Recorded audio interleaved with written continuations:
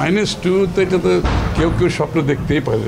তারা তো স্বর্গরাজ্যে বসবাস করছে, এর বাইরে তো আবার কিছু আর বলার নেই। আমরা শেখ হাসিনা স্বৈরাচারের সময় যেটা দেখেছি, এই ধরনের ঘটনা বহু ঘটেছে, প্রতিনিয়ত ঘটছে, কিন্তু সেটার বিচারহীনতায় ভুগেছে। তা আজকে দেখছি এতদিন পরে এসে এত বড় ত্যাগের পরও আবারও একটা বিচারহীনতার প্রবণতা এখানে দেখা যাচ্ছে। কাউকে রাজনৈতিক কর্মকাণ্ড চালাতে হয়, কারোর জন্য যদি সেই সুবিধা সৃষ্টি করতে হয়, তাহলে তো শেখ হাসিনা যাওয়ার দরকার ছিল না, শেখ হাসিনাকে বিদায় করার দরকার ছিল না।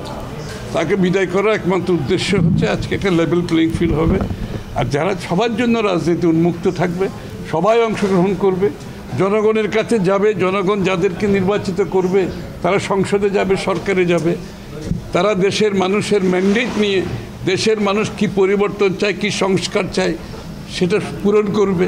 এটাই তো রাজনীতি, এটাই তো গণতন্ত্র।